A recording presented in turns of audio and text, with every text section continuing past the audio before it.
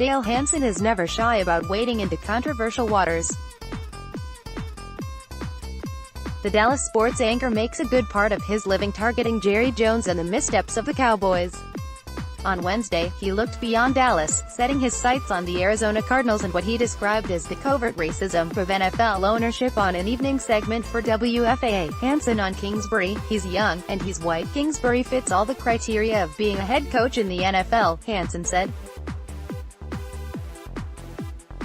"He's an offensive genius. He's young, and he's white. And not necessarily in that order." Kingsbury, of course, is the new Cardinals head coach, whose hiring has set off a firestorm of debate in NFL media and fan circles. With the biggest non-Super Bowl weekend on the NFL calendar approaching, the plight of a 3-13 team has dominated the conversation. That's in large part because of the issues Hansen addresses here.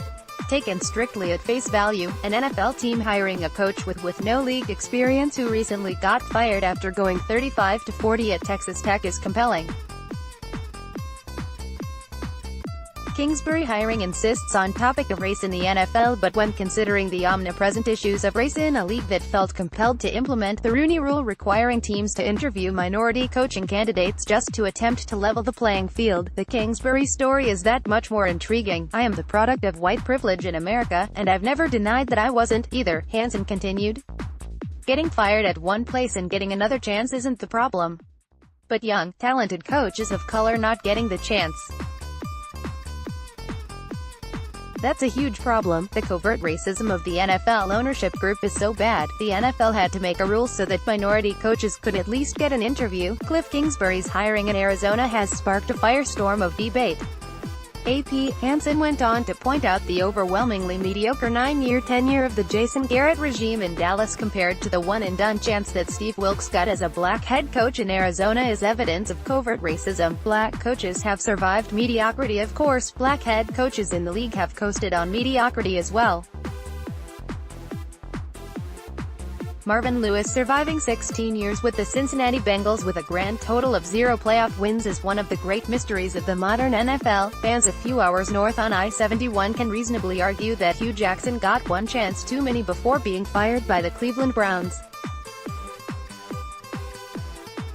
White privilege dominates NFL ownership, but Hansen's point still stands. NFL ownership epitomizes a good old boy network of white privilege. NFL ownership consists largely of achingly privileged old white men with so much money they decided to buy their own football team. It always has been. It always likely will be. When the business of these old white men is trading and profiting on the bodies of a largely black workforce, issues of race become unavoidable. This country's history makes that so. That fact may perturb a segment of the NFL fan base into frenzies beyond reason. But their rage does not change the truth from being the truth.